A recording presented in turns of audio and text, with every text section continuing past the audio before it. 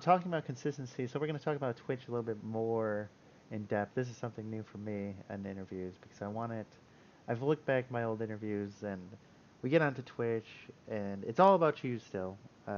This is the whole point of the Chalk Talks with Tony, of course, is about the viewer, not about me. But I wanted to go more in depth, especially with Twitch constantly changing. And you kind of talked about it earlier with a more serious topic. But let's start light. Let's start easy. Uh, Twitch and streaming. Do you have a Twitch schedule? Is there like certain times you stream like every day? I know you said you have an off day. Yes, my schedule, in fact, let me make sure that I pull it up here. You don't know your I schedule? well, it's like making sure that I have it in the right like time zones because I can tell you what days in like New Zealand days and what All right. hours in New Zealand hours, but I tend to work mostly on a US schedule because I think if people were like, "Wait, you start at 7:30 a.m. and finish at 1:30 p.m." like that sounds really like weird. Um Yeah, people be like, I'm just waking up or I'm at work that whole time.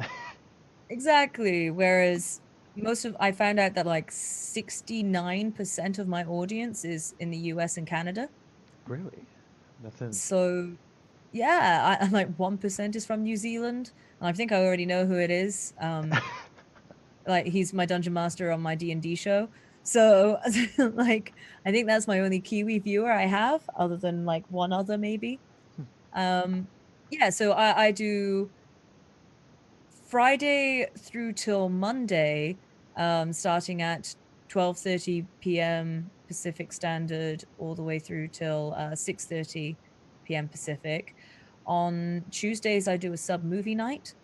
Wednesdays, we have Witcher D&D at 5 p.m. Pacific. Hmm. And then today, Thursdays, we have a late night cooking stream at 9 p.m. Pacific Standard. So you get like 4 days of like 6 hour gaming streams, and then one shorter day, 3 or 4 hours of D&D, and then another shorter day of like 4 hours of cooking. Sounds exciting. I didn't mean to call you out earlier, just so people aren't Oh like, no. what? What? Come on, Swords. Why are you being rude? I wasn't trying to be rude. I was just giving her a hard time, teasing her, just, you know. But no, I Yeah, want. calm down, commenters. Jeez. But that's exciting. Do you feel like that is something that's very important on Twitch? Do you feel like that is like a key thing if you're going to be a streamer? Consistent schedule. Having a schedule and keeping consistent with it is a huge part. It's like having your favorite TV show. Um, if you knew, yes, every Tuesday, Game of Thrones, boom, brilliant. I'm there 8 p.m. every week. Hmm. And then suddenly one week it's not there, even though it was scheduled to be. You're like, oh, okay, what else is on? And maybe suddenly you find a show that you prefer to Game of Thrones. It could be that, or it starts feeling like you were not betrayed. That's like far too dramatic a word. I was betrayed. You were meant to be live. Um, but people, if you're constantly canceling or you're constantly changing your schedule, it makes it much harder for people to follow, and Hmm. it makes it much harder for people to know, like, instinctively. They don't have to think about the notifications, they don't have to keep up with your Twitter. They just know, like, I can go there at that time and they'll be on. And it just makes it easier for the viewer. And the more you change it up, it works for some people. Some people do manage to do, they're like, hey, this is the schedule for this week, this is the schedule for this week, and things like that. They just keep a very good communication with that. Hmm. But for me, I find that I think the best thing is having a steady, consistent schedule across the board. Going into more of like a outsider, not really outsider, but outside the U.S., do you feel like Twitch takes care of you guys?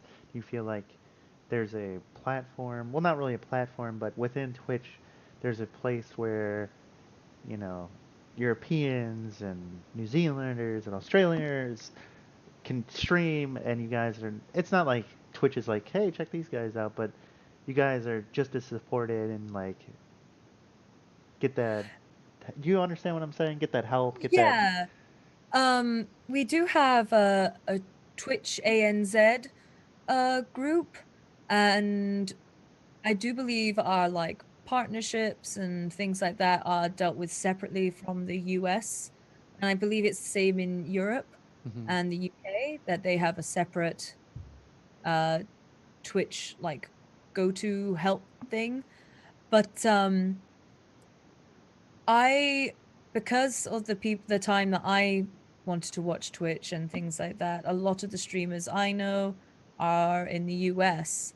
The UK, it's like night and day difference Hmm. time. So like right now it is 2:12 p.m. here in New Zealand, whereas that is around about 3:12 a.m. in the UK. I believe. It might be the other way around, it might be 1:12 AM. Don't quote me. But it's around about something like that, so it is, like, the polar opposite times, Hmm. and so I don't really get to watch very many UK or European streamers because of that, unfortunately, and vice versa. They don't often get to watch me, but luckily because I start so early my time, um, so I start 7:30 AM, which means I get the, like, evening UK and UKers, European yeah. people. So I get, like, that audience, which is great. It's really beautiful, but I don't get the other way around so much. Yeah. Make, no, it makes sense because time zones are tricky. It's crazy, They're crazy rough. stuff. So with Twitch, going off of like the partnership, you kind of talked it earlier. Do you feel like with Twitch ever changing, is it harder or easier for you? Do you think you have a benefit for being outside the U.S. because you're the smaller population in a way? I mean, I'm sure there's plenty of people that stream, but does it make sense? I think I think it's made it, more difficult because my audience is not Kiwi based or not Aussie based. Um, it makes it more difficult for me to grow in the New Zealand, Australia community. Hmm. Um, there are some really, really amazing Kiwi and Aussie streamers, but we are a little bit more of a rarity on Twitch. You don't oft I when I find another Kiwi, I'm just always like, oh, there's more of us. There's dozens of us, dozens. Like, and so I think it's made it harder because you are still held to the same standard as like the rest of the world of streamers, which is how it should be. You know, Twitch is an international platform. Hmm. You should all have the same requirements. But yeah, the new achievement thing has definitely made it a lot more difficult for streamers across the board to become partnered. Be Definitely. Before we get into that, one more question to lay on top of that. So I know these are kind of hot topics, but female streaming. Well, it's not like, oh my God, female. Plenty of female streamers, but do you Whoa, feel, whoa, what? They play video games? What's go, whoa, what's going on? multitasking. No, but do you feel like there's a stigma? Do you feel like there's more of a challenge for you? Do people come in your stream and like, what? Why are you playing that? You don't know anything about this video game, or of course you have the trolls, and I'm not trying to give the trolls their benefit of the doubt, but do you feel like there's just more of a challenge, or do you feel like there's a stigma out there for female streamers? I think there's both benefits and negatives of being a female streamer on Twitch. Um, there's of course the negatives of things that you said. I feel that we get a little bit maybe harsher judged on our appearance. Like if I'm not a skinny girl, I'm not a skinny girl by any like shape or means, but that will often get commented on a lot.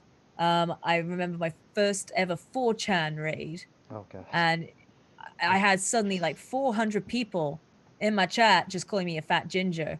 And at the time, I had my natural blonde hair, so I was like, "Well, you're only half right. I'm not ginger." I'm And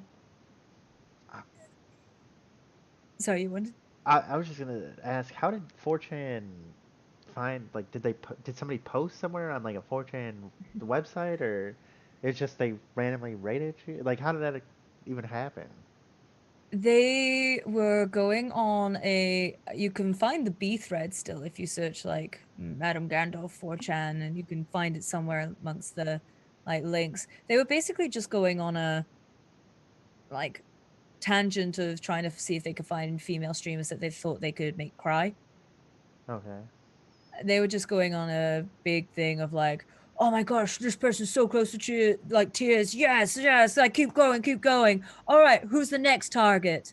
And somebody was like, "Oh, this person, like Madame Gandalf, like she seems like she'd be an easy win."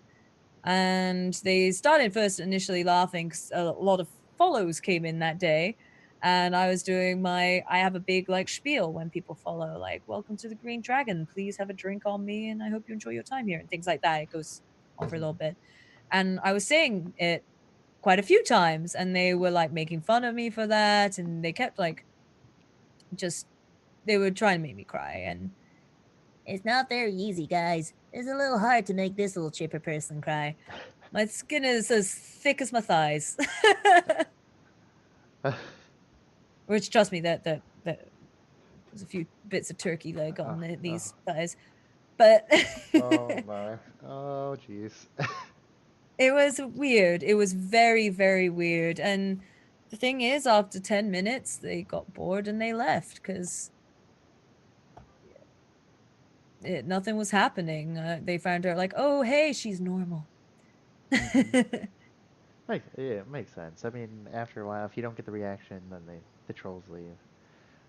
Exactly. But I do think that you often can become a target for like those things where they're just specifically randomly targeting female streamers for no other reason other than like, I want to make a girl cry. Cool, man. You do you. Whatever. Just don't bring it around my tavern. Thank you very much. And there are some, yeah, you'll get comments on your weight, you'll get comments on your appearance. The one time I decided not to wear just a little tiny bit of makeup on stream. I don't wear much. It's like literally get rid of the bags and a bit of mascara. And the one time I decided not to wear makeup, I was being asked all day if I was sick. Like, I'm just like, I, no, I'm just not wearing makeup. Oh man. Oh geez, sorry guys. Didn't mean to make you feel like I was sick.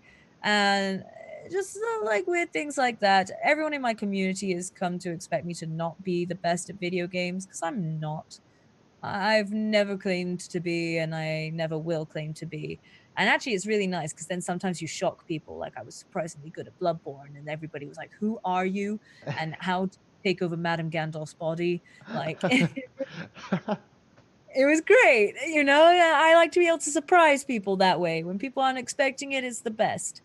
Um, so there are some like negatives, but there's also some benefits. I do think uh there are some advantages to being a female streamer. One is that a lot of female streamers are very supportive of other female streamers. We Mhm. really do try to help each other because we know how much the shitty end can be. And I do think that there is a lot of initial intrigue. We get a lot of the initial clicks, not necessarily the stick arounds. There's a lot of statistics and graphs that can show this. The initial clicks, female streamers tend to get more views, but not necessarily long term viewers. Mhm. People are more intrigued by, hey, whoa, female? Boom, let's take a look. And whether they choose to stay or go is then up to you, really. You have to try and win them over, give them that dazzling personality or that amazing gameplay. And yeah, so that's the harder part as well, is the initial clicks, but not the long-term views. Hmm. Yeah. Interesting intake on that. That take on that. Interesting. Going more into Twitch, not to like pick at Twitch or anything, but that No. the analytical stuff. So you were talking about this earlier. When it comes to subs, the views, the subs. Do you feel like Twitch now that it's a growing platform? I mean, it's grown twice as Very. much, twice as much. Do you feel that it's harder now to become a partner? Do you feel like this with affiliates? I'm not trying to downplay your affiliation or anybody's affiliation, but do you just they just get thrown out? It's like, okay, you stream for 7 hours and woo, there you go. Here's your email. You're invited. You're an affiliate now. Do you feel like being Yeah, a little bit. I feel that getting the affiliate part is pretty easy overall. You hit the like minimum requirements of like I think it's like 3 or 5 viewers, I think it is. hmm And you do XYZ hours and XYZ streams. Boom.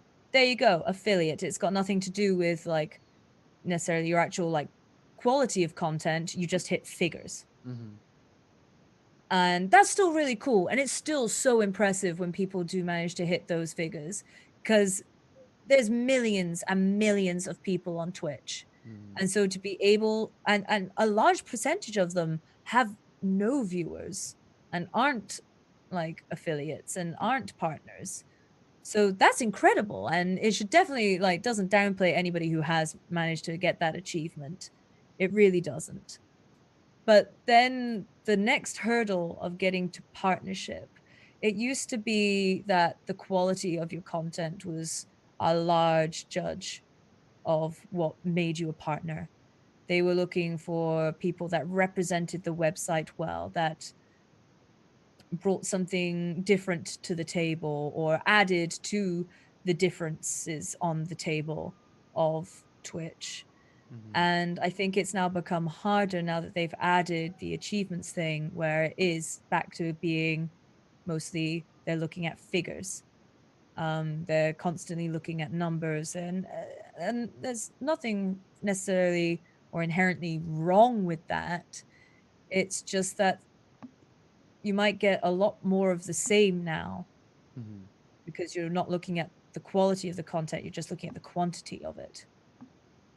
And that's where I just and this is just my personal view. I just think that's a bit of a shame.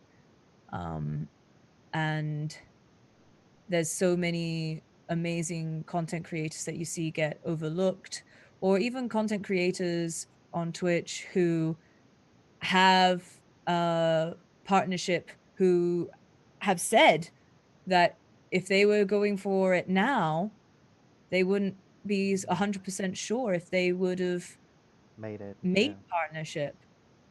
And that is a shame because so many of the people who have partnership really freaking deserve it. And for them to feel like I wouldn't have made it in this day hmm is heartbreaking because they earned it. And so it does it I think it's become a lot harder. And it's something that I definitely have been feeling the struggle with. Um but I'm just gonna keep working, you know? I'm just gonna keep growing and improving and trying to figure out where I fit in this world of Twitch and what I can do to keep striving forward. It's hasn't dampened my will or passion to do bigger and better, but it has definitely made the hurdle much taller. And tell you, I'm a short person. Jumping over hurdles was a hard thing in the first place.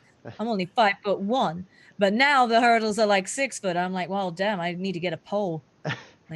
Like do the pole vault over this.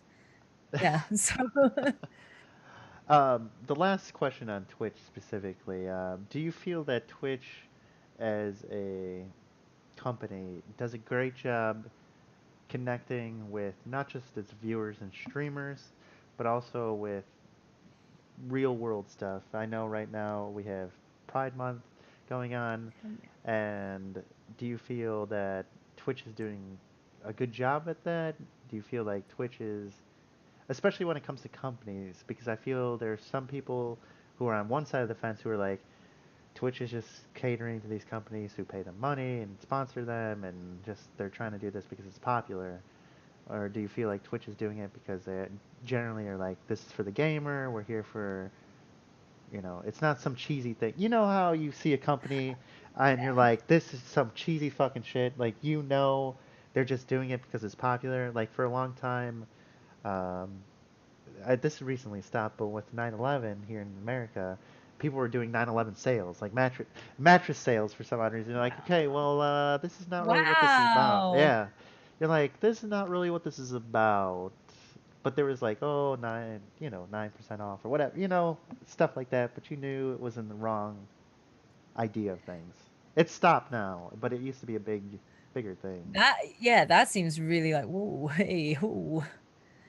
That would be like suddenly deciding to sell a bunch of crocodile stuff when Steve Irwin died in Australia, you know? Like, Yeah. crikey. I think Twitch can always do better, Mhm. always. There's some things that they have been doing quite well with, and having things like, Pride Month and having other like diversity months is fantastic. And I'm very glad that they themselves as a company have decided to take certain stances or like what can be seen as political stances in some ways. I might not be using the right terminology there, but I think you know what I'm trying to say. Mhm. They've taken stances, and not everybody is going to agree with those stances who watch and enjoy Twitch. So it's really cool that, they're saying like, "No, this is who we are as a company. We stand with this." But there's also you can't forget that they are owned by Amazon. Mhm. You can't forget that, um, for all of the, like, amazing benefits that affiliacy and partnership brings, that they all get That a money. bit Yeah. of the top of it. Um, Even with bits, they're like, "Hey, here's a currency within Twitch." They get a nice little portion of that, it's very much a business thing. Mhm. And by allowing affiliates, maybe it could be argued that this was a way that they could just make a bit more money. Mhm. It could be argued that. I think there's got definitely a lot more advantages as well for the individual streamer, but it is also a nice way for them to make money. And sometimes you see them make an odd decision here or there that seems to be more about Twitch than it seems to be about the people who consume Twitch And the or streamers. who and the streamers, yeah. Mhm. I definitely think there's a little bit of that going on, and sometimes they don't take, harsh enough a stance against their own policies, it seems, when it comes to some people's behaviors, because that person might bring in, like, some good bucks on Twitch, Mhm. and so behavior that should get you banned completely off the site, 2, 3 days, 30 days, and then they're back. Mhm. And there's people who are like the big names of Twitch who manage to get away, it feels like, with certain behaviors and then become the poster children. Or not even like the poster children, but just big names on Twitch. And there seems to be a double standard there. And you can't help but wonder, is the double standard the money that they know that they can make from that person? Mhm. It's a possibility. I might as well be putting on my, like, tinfoil conspiracy hat here. But overall, I do think that they are always trying to improve and that they are trying to listen more and more, Mhm. but it would be naive to think that they're doing, like, everything swimmingly. Yeah. I mean, every company has room to improve, and things that they probably are like. They look back and it's like, I got that haircut. Why did I get this haircut? I, Why that haircut? Why did I allow the bowl on my head? but just not to put you on the spot, but just to let everybody know, it's not like I'm sitting here trying to like, all right, she's gonna say Twitch is awful. Here we go. Like this is Here we go. nothing's prompted. I'm not here to say sway like Twitch is bad or Twitch is great. One way or another. I'm just curious from a streamer's point of view. I What think you. it's good to be critical of the platform that you work on because it's only by being critical of it that it will grow and improve. And that's why you see so many like YouTubers as well. When YouTube does something that the Mhm. content creators on there do not agree with or do not feel like this is in their best interest, they will talk about it. And it's only by talking about it that we can be heard. If you stay silent, then nothing's going to change. This is true. This is true. Which gives us a great segue into the last part of